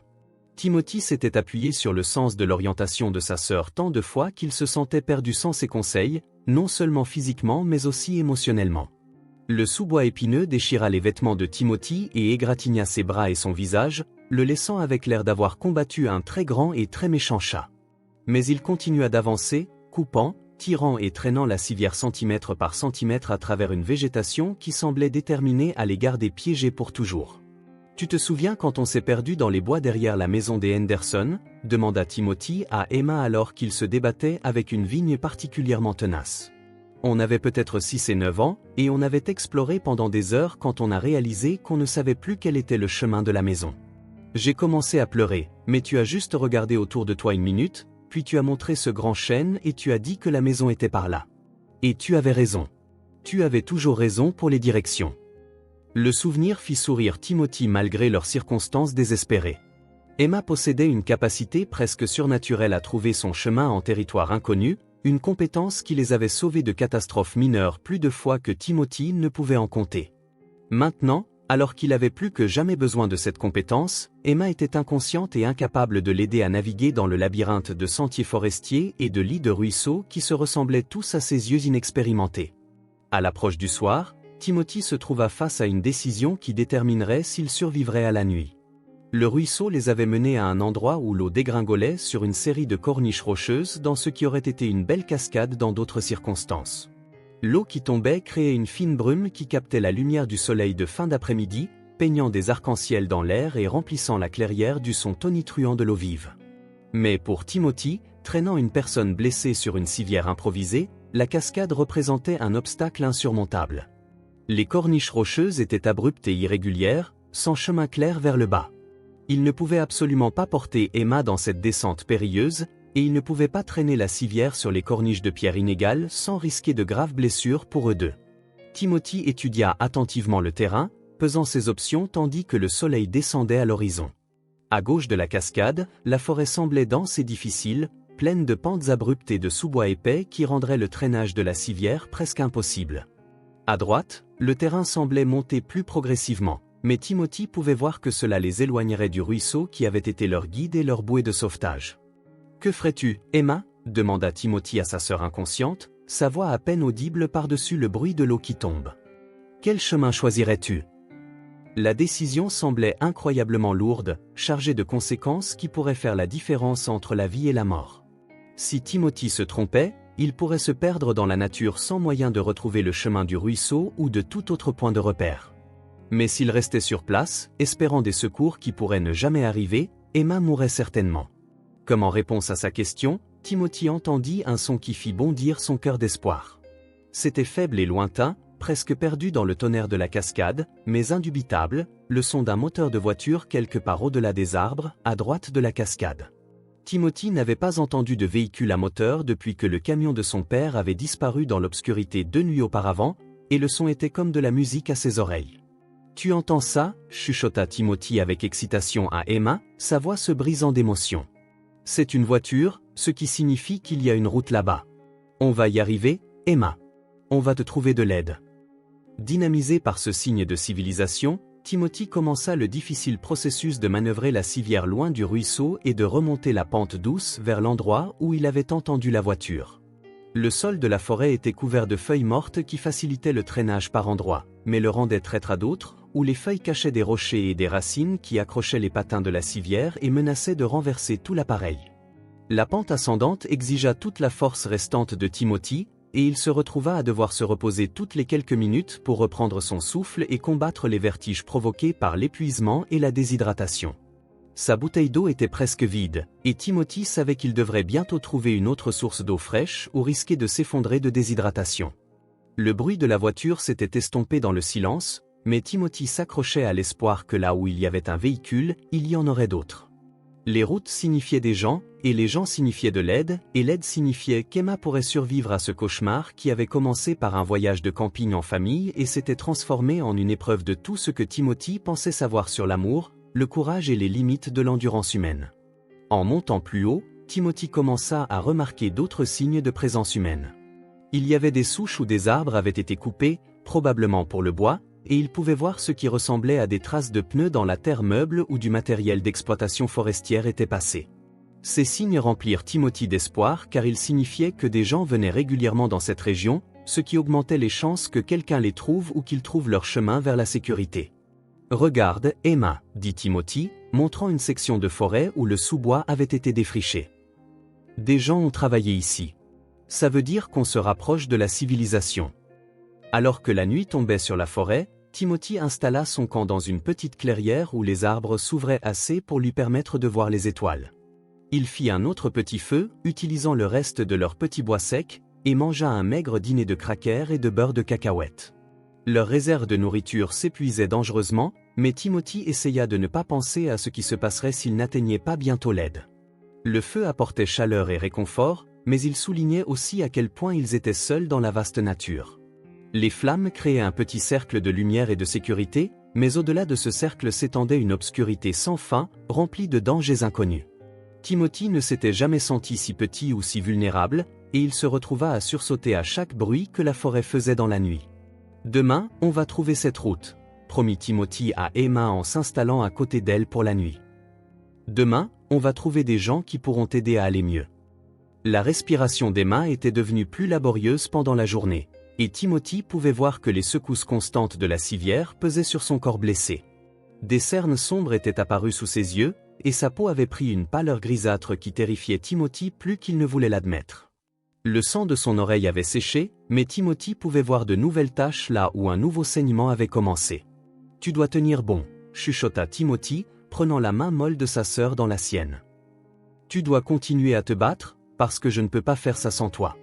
Je ne peux pas rentrer à la maison et dire à maman que je t'ai laissé mourir dans les bois. » Timothy essaya de se mettre à l'aise sur le sol dur, mais le sommeil ne venait pas. Chaque fois qu'il fermait les yeux, il imaginait Emma cesser de respirer pendant son sommeil, et il se réveillait en panique pour la vérifier. La responsabilité de maintenir une autre personne en vie était plus épuisante que le travail physique de traîner la civière, et Timothy sentait le poids de celle-ci peser sur lui comme une force physique. Le troisième jour se leva gris et couvert, avec un vent vif qui portait la promesse de pluie. Le corps de Timothy lui faisait mal à des endroits qu'il n'avait jamais su pouvoir faire mal, et ses mains étaient si douloureuses et couvertes d'ampoules qu'il pouvait à peine saisir les cordes de la civière. Mais Emma respirait toujours, se battait toujours, et cela donnait à Timothy la force de continuer. « Juste un jour de plus », se dit Timothy en se préparant à reprendre leur voyage. « Peut-être juste un jour de plus et nous trouverons de l'aide. » Timothy avait déchiré sa chemise de rechange en bande et les avait enroulées autour des poignées de corde pour offrir un peu de rembourrage à ses mains à vif. Le rembourrage improvisé aida un peu, mais moins d'une heure après avoir commencé leur journée, les bandes de tissu étaient trempées de sang et durent être changées. La montée vers l'endroit où Timothy espérait trouver une route était encore plus difficile qu'il ne l'avait prévu. La pente était plus raide qu'elle n'y paraissait la veille, et la civière semblait s'alourdir à chaque pas. Timothy devait s'arrêter et se reposer toutes les quelques minutes, haletant dans l'air raréfié de la montagne et luttant contre le désespoir qui menaçait de le submerger. « Allez, Timothy », se chuchota-t-il pendant l'un de leurs arrêts. « Emma compte sur toi. Maman et papa comptent sur toi. Tu ne peux pas abandonner maintenant. » Mais abandonner semblait une option si attrayante. Tout le corps de Timothy hurlait de protestation, le suppliant de s'arrêter, de se reposer et de laisser quelqu'un d'autre prendre la responsabilité de la tâche impossible qu'il avait entreprise.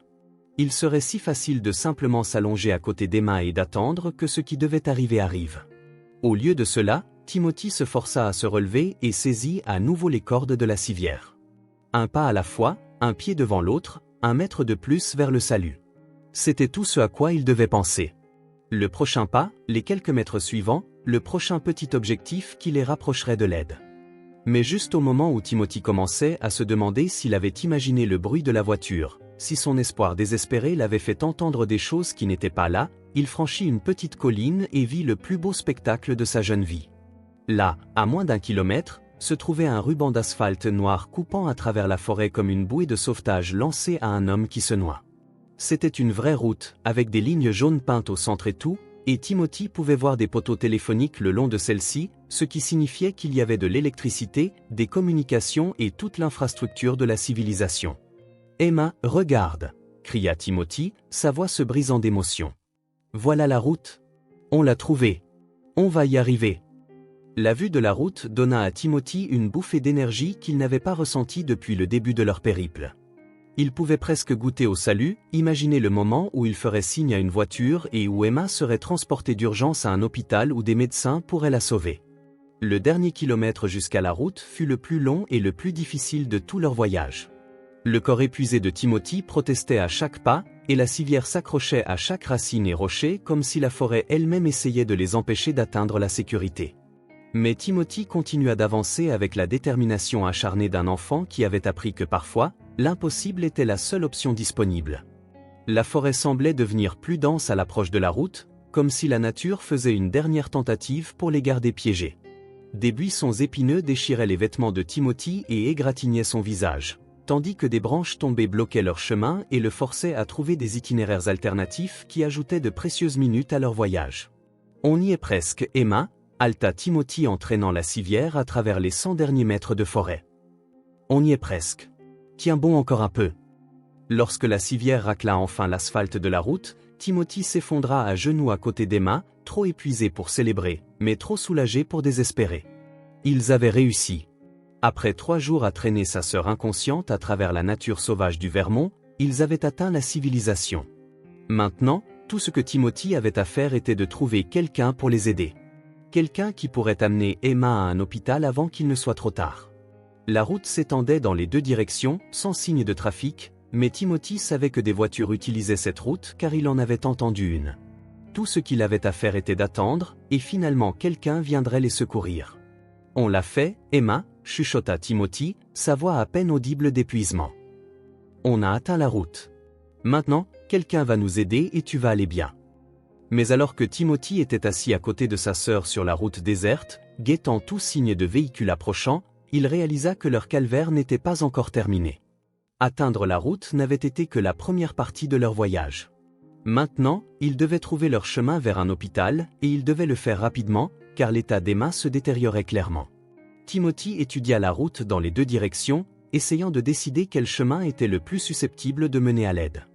Le revêtement semblait plus récent dans une direction, et Timothy crut voir ce qui pourrait être des bâtiments au loin, bien que ce fût difficile à dire à travers les arbres. Dans l'autre direction, la route semblait revenir vers les montagnes, ce qui suggérait qu'elle pourrait s'éloigner des zones peuplées. Par ici, décida Timothy, pointant vers ce qu'il espérait être la civilisation. Par ici, on dirait que ça va vers la ville. Timothy saisit les cordes de la civière une dernière fois, puisant sa force dans des réserves qu'il ne savait pas posséder, et commença à traîner sa sœur sur la route goudronnée vers ce qui les attendait. Le revêtement lisse rendait le traînage plus facile que le sol accidenté de la forêt, mais Timothy était si épuisé que même cette tâche relativement simple semblait monumentale. Derrière eux, la nature sauvage observait en silence, ayant assisté à une démonstration de courage humain qui deviendrait une légende dans les petites villes et les grandes cités où les gens croyaient encore que l'amour pouvait vaincre l'impossible. La forêt avait mis Timothy à l'épreuve d'une manière qu'il n'aurait jamais imaginée, l'avait poussé au-delà de toutes les limites qu'il pensait posséder, et avait découvert que parfois, les plus petits d'entre nous sont appelés à faire les plus grandes choses. Pas à pas, kilomètre par kilomètre, Timothy continua sa marche vers le salut, emportant avec lui le chargement le plus précieux au monde et la foi inébranlable que ces 3 jours en enfer n'avaient pas été vains. Quelque part devant se trouvait l'aide, les médecins, les hôpitaux et les gens qui pourraient sauver la vie d'Emma. Tout ce que Timothy avait à faire était de continuer à avancer, de continuer à mettre un pied devant l'autre, de continuer à croire que l'amour et la détermination pouvaient surmonter n'importe quel obstacle. La route s'étendait à l'infini devant lui, mais Timothy ne la voyait plus comme une distance impossible. Il la voyait comme un chemin vers le salut, comme le dernier chapitre d'une histoire qui avait commencé avec une famille brisée et qui se terminerait par un miracle que personne n'oublierait jamais. La route goudronnée qui avait semblé être le salut lorsque Timothy l'avait aperçue pour la première fois à travers les arbres se révéla être sa propre forme de purgatoire. La surface lisse facilitait le traînage de la civière par rapport à la navigation dans la nature, mais cela signifiait aussi que Timothy pouvait voir exactement la distance qu'il lui restait à parcourir. La route s'étendait devant eux comme un ruban noir, disparaissant au loin sans aucun signe de bâtiment, de véhicule ou de toute autre indication que la civilisation était proche. Timothy marchait au milieu de la route depuis ce qui lui semblait des heures, bien qu'il ait perdu toute notion du temps pendant leur calvaire de 3 jours. Le soleil montait plus haut dans le ciel, et Timothy pouvait sentir la chaleur commencer à s'accumuler malgré l'air frais de la montagne. Ses jambes semblaient être en plomb, et chaque pas exigeait un effort de volonté conscient qui devenait de plus en plus difficile à mobiliser. « Continue juste de marcher », se chuchota Timothy, utilisant le même mantra qu'il avait développé pendant leur voyage à travers la forêt. Un pas à la fois, un pied devant l'autre, continue juste de marcher. L'état d'Emma avait continué de se détériorer pendant leur temps sur la route. Sa respiration était devenue plus laborieuse et irrégulière, et Timothy pouvait voir que sa peau avait pris une teinte grisâtre alarmante qui la faisait ressembler plus à un cadavre qu'à un enfant endormi. Cette vue le terrifiait, mais il repoussa sa peur et se concentra sur la simple tâche d'avancer. Timothy avait enveloppé ses mains de chaque morceau de tissu de rechange qu'il pouvait trouver, mais la friction constante des poignées de corde avait usé ses bandages improvisés et rouvert les plaies de ses paumes. Du sang suintait à travers les bandages en tissu, laissant des taches sombres sur les cordes de la civière, mais Timothy ne remarquait presque plus la douleur. Son monde entier s'était rétréci au rythme de la marche et au son des patins de la civière raclant l'asphalte. La route commença à descendre progressivement, ce qui donna à Timothy l'espoir qu'il se déplaçait vers des altitudes plus basses où les villes et les cités étaient plus susceptibles d'exister. Mais la pente descendante rendait également le contrôle de la civière plus difficile, car la gravité voulait la tirer plus vite que Timothy ne pouvait la gérer en toute sécurité. Plusieurs fois, il dut planter ses talons et se pencher en arrière contre le poids pour empêcher la civière de lui échapper. « On y est presque, Emma, » dit Timothy, bien qu'il n'eût aucune idée de la distance qu'il leur restait à parcourir. « On va bientôt trouver de l'aide.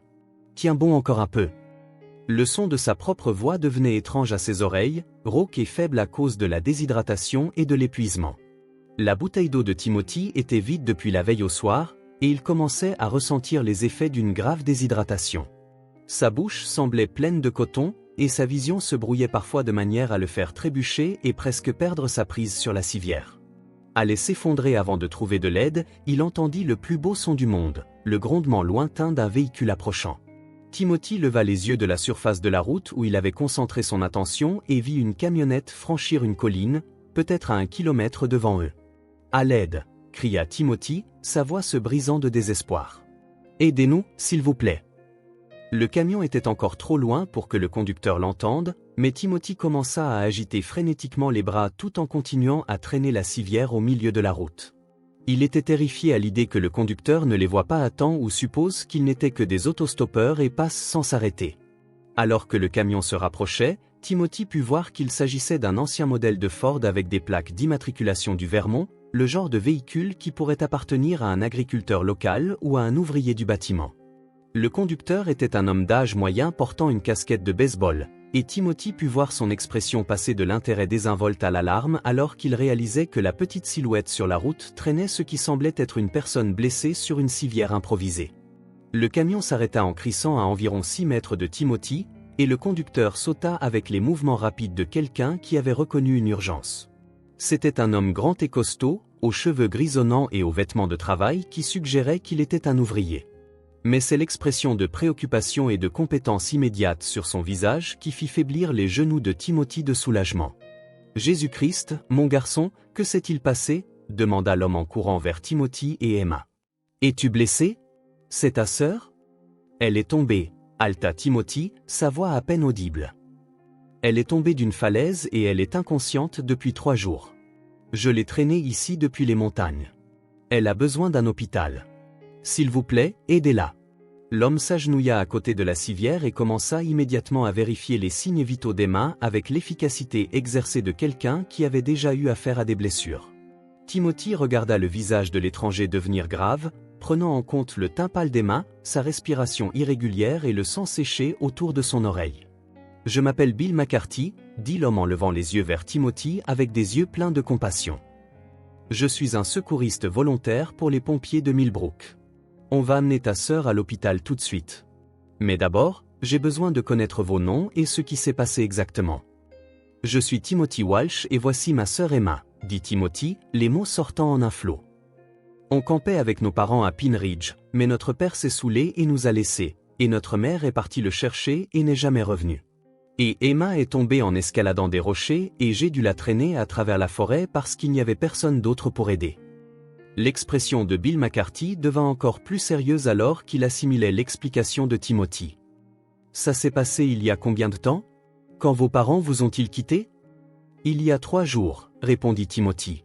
« Samedi soir, notre père est parti, et dimanche matin, Emma est tombée, et je la traîne depuis, en essayant de trouver de l'aide. »« 3 jours, répéta Bill en secouant la tête avec étonnement. « Mon garçon, tu as traîné ta sœur sur 24 kilomètres à travers les montagnes en 3 jours. » Timothy hocha la tête, sentant soudain tout le poids de ce qu'il avait accompli. « Je ne pouvais pas la laisser là. Elle serait morte si je l'avais laissée là. » Bill examina attentivement la civière que Timothy avait construite avec du matériel de camping, notant les nœuds experts et la manière dont la bâche avait été montée pour répartir uniformément le poids d'Emma. « C'est un travail incroyable, dit-il doucement. Tu as construit ça tout seul? Mon père m'a appris les nœuds, dit Timothy. Il m'a appris à faire un nœud de chaise. Ton père t'a bien appris, dit Bill, soulevant délicatement Emma de la civière et la portant vers son camion. On va la mettre à l'arrière de mon camion et on va directement à l'hôpital général de Millbrook. Ce sera plus rapide que d'attendre une ambulance. Timothy suivit Bill jusqu'au camion, ses jambes tremblant d'épuisement et de soulagement. Après 3 jours à être entièrement responsable de la vie d'Emma, il semblait surréaliste d'avoir un adulte qui prenait les choses en main, prenait des décisions et savait quoi faire. Bill avait rembourré la benne du camion avec des couvertures et avait positionné Emma de manière à ce que sa tête soit surélevée et ses voies respiratoires dégagées. Il la couvrit d'une veste épaisse et s'assura qu'elle était en sécurité pour le trajet jusqu'à l'hôpital. « Tu peux arriver jusqu'au siège passager ?» demanda Bill à Timothy. « Ou tu as besoin que je te porte aussi ?»« Je peux y arriver, » dit Timothy, bien que ses jambes semblassent sur le point de lâcher à tout moment. Le trajet jusqu'à l'hôpital général de Millbrook fut un flou de sirènes et de conversations radio alors que Bill appelait à l'avance pour alerter les urgences qu'ils amenaient un patient dans un état critique. Timothy était assis sur le siège passager, regardant les points de repère familiers défiler par les fenêtres alors qu'il descendait des montagnes vers la ville où il avait vécu toute sa vie. « Tu as fait une chose incroyable, » dit Bill alors qu'ils entraient dans le parking de l'hôpital. « Je veux que tu saches que ce que tu as fait pour ta sœur, la plupart des adultes n'auraient pas pu le faire. » Les urgences plongèrent dans un chaos maîtrisé lorsque Bill transporta Emma à travers les portes automatiques. Médecins et infirmières les entourèrent immédiatement, transférant Emma sur un brancard et la poussant vers la salle de traumatologie tout en criant une terminologie médicale que Timothy ne comprenait pas.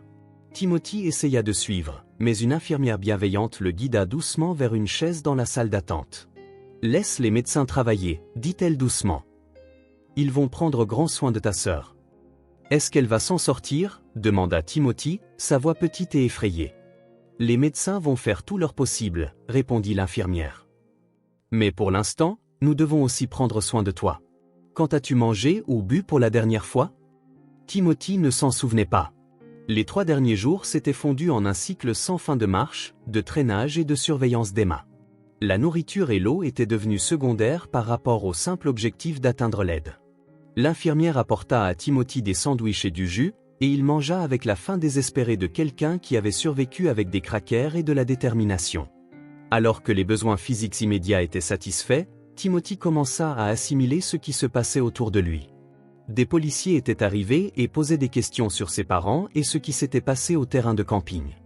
Des travailleurs sociaux passaient des appels téléphoniques et remplissaient des formulaires. Tout le monde était très gentil et très concerné, mais Timothy se sentait dépassé par toute cette attention et toutes ces questions. « Nous devons contacter votre famille », dit doucement l'un des travailleurs sociaux. « Avez-vous des grands-parents ou d'autres parents que nous pouvons appeler ?»« Ma grand-mère, » dit Timothy. « La mère de ma mère. Elle vit ici à Millbrook. » Moins d'1 heure plus tard, Margaret Sullivan arriva à l'hôpital, les larmes coulant sur son visage et les bras ouverts pour embrasser le petit-fils qu'elle n'avait pas vu depuis des mois. Timothy s'effondra dans son étreinte, se permettant enfin de pleurer alors que le poids de la responsabilité lui était enlevé des épaules. « Oh, Timothy !» chuchota sa grand-mère en le serrant fort. « Oh, mon courageux garçon ! Ce que tu as fait est un miracle. » Margaret Sullivan était une institutrice à la retraite d'une 60aine d'années, une femme qui avait élevé 4 enfants et savait projeter un calme compétent même en pleine crise. Elle avait toujours été la présence stable dans la vie de Timothy et Emma, le seul adulte qui ne semblait jamais lutter contre des démons ou se noyer dans des problèmes trop grands pour être résolus. « Où sont maman et papa ?» demanda Timothy en se reculant pour regarder le visage de sa grand-mère. L'expression de Margaret devint douloureuse, et Timothy comprit immédiatement que les nouvelles n'étaient pas bonnes. « Ton père a été retrouvé hier matin, » dit-elle doucement. « Son camion est sorti de la route à environ 5 km de votre terrain de camping. Il n'a pas survécu à l'accident, Timothy. Je suis tellement désolé. » La nouvelle frappa Timothy comme un coup physique, même si une partie de lui s'y était préparée depuis le moment où son père était parti en état d'ivresse dans l'obscurité de la montagne. Robert Walsh avait disparu petit à petit pendant des années, mais la finalité de la mort était différente de la perte progressive que Timothy avait connue. « Et maman ?» demanda Timothy, bien qu'il craignît la réponse. Ta mère est en vie, dit rapidement Margaret. Elle a été retrouvée par les équipes de recherche hier, souffrant d'hypothermie et de déshydratation. Elle est à l'hôpital de Burlington, mais elle va s'en sortir. Elle n'arrête pas de demander de tes nouvelles et de celles d'Emma. Timothy sentit un mélange complexe de soulagement et de chagrin l'envahir. Son père était parti pour toujours, mais sa mère était en vie. Emma recevait les soins médicaux dont elle avait besoin, mais son état était encore incertain. Leur famille avait été brisée, mais les morceaux restants pourraient peut-être encore être sauvés. Le docteur Sarah Chin, la neurochirurgienne qui avait traité Emma, sortit de la salle d'opération plusieurs heures plus tard avec des nouvelles que Timothy avait prié d'entendre. L'opération s'est très bien passée, annonça-t-elle au petit groupe rassemblé dans la salle d'attente. Emma avait une hémorragie cérébrale et quelques fractures, mais il ne semble y avoir aucun dommage permanent. Elle devrait se rétablir complètement. Timothy sentit ses genoux faiblir de soulagement. Après 3 jours à porter la terrible responsabilité de maintenir Emma en vie, entendre qu'elle allait s'en sortir semblait presque trop beau pour être vrai. « Je peux la voir ?» demanda Timothy. « Elle est encore inconsciente à cause de l'anesthésie, » expliqua le docteur Chin, « mais vous pouvez vous asseoir avec elle si vous le souhaitez.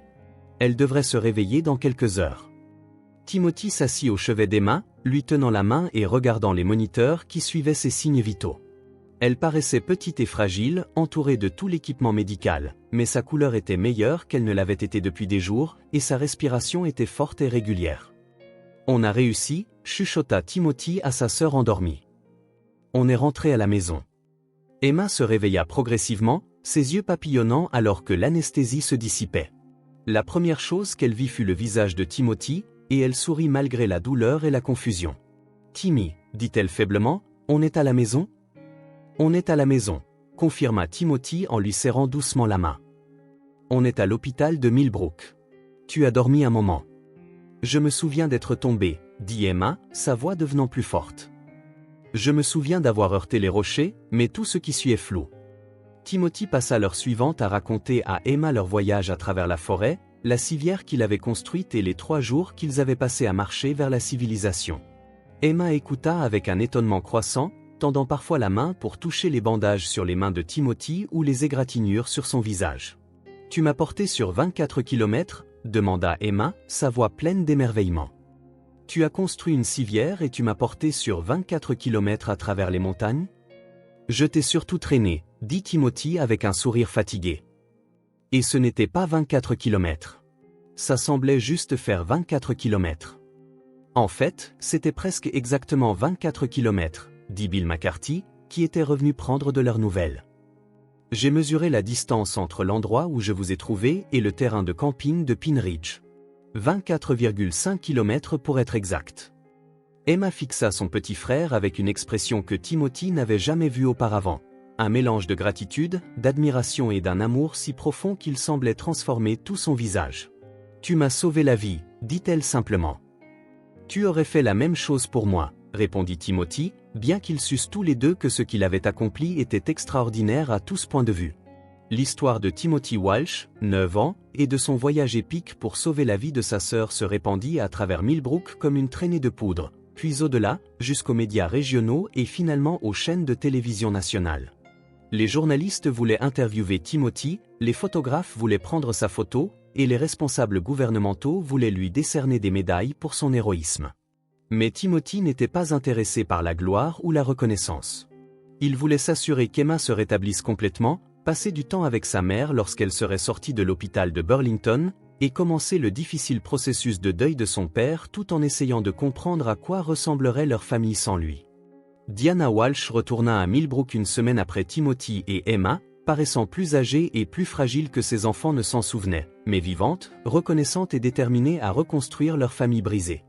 La culpabilité qu'elle portait d'avoir laissé ses enfants seuls dans la nature était presque insupportable, mais le pardon de Timothy et Emma vint facilement et complètement. « Tu essayais de sauver papa », dit Timothy à sa mère lors d'une de leurs longues conversations sur ce qui s'était passé. « Tu as fait ce que tu pensais être juste.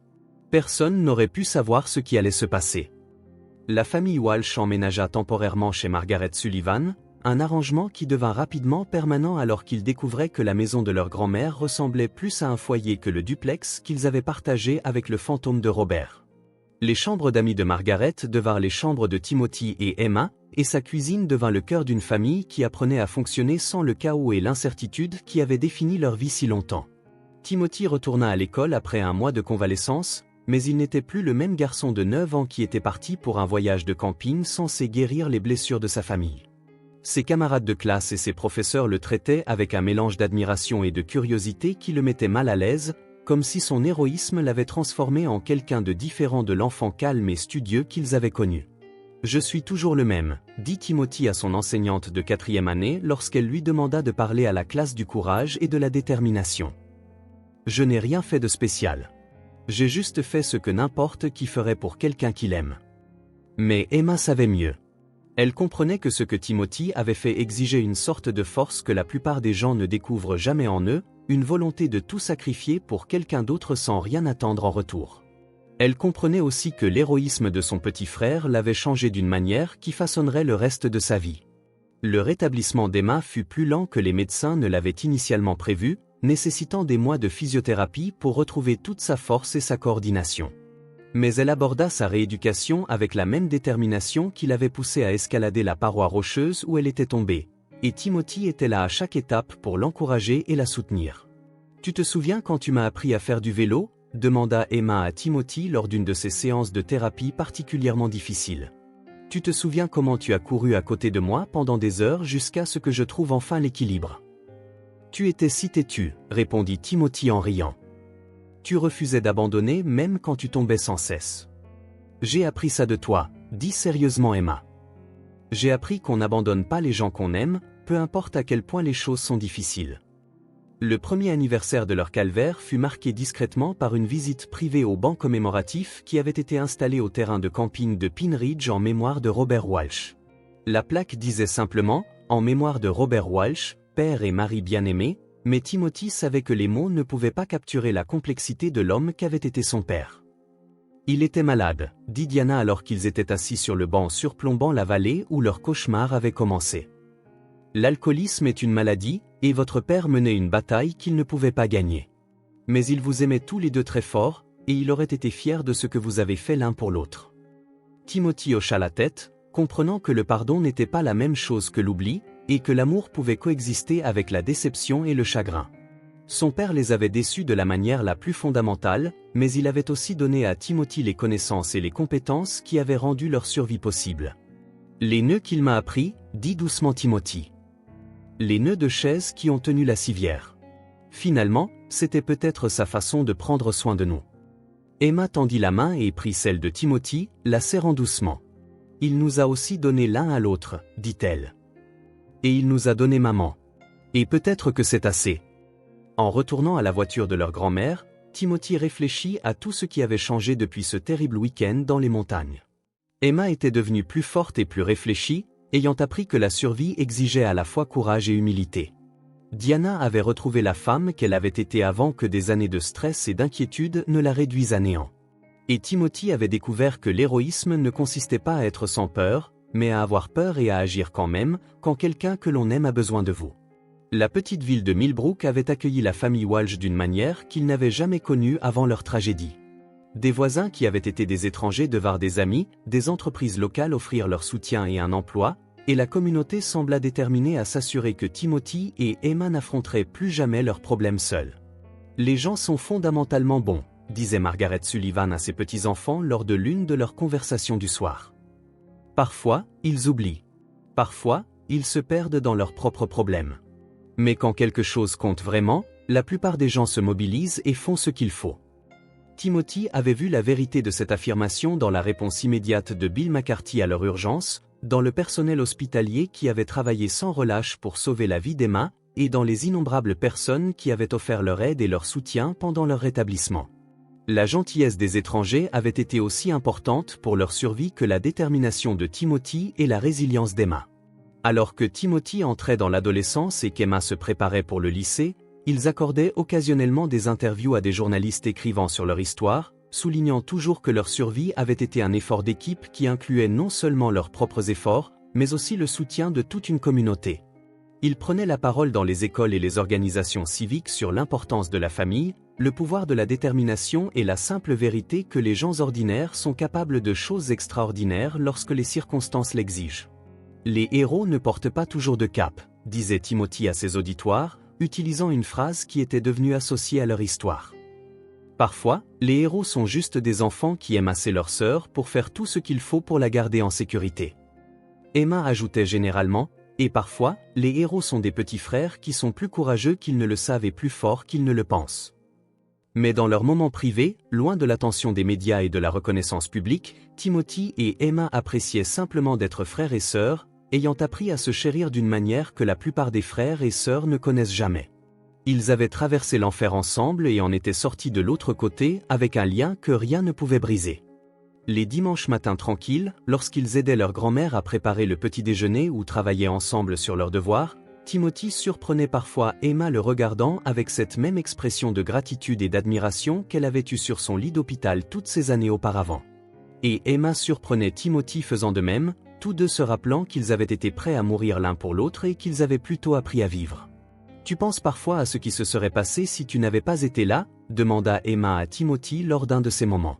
« Non, » répondit honnêtement Timothy, « parce que tu étais là et j'étais là, et c'est tout ce qui compte.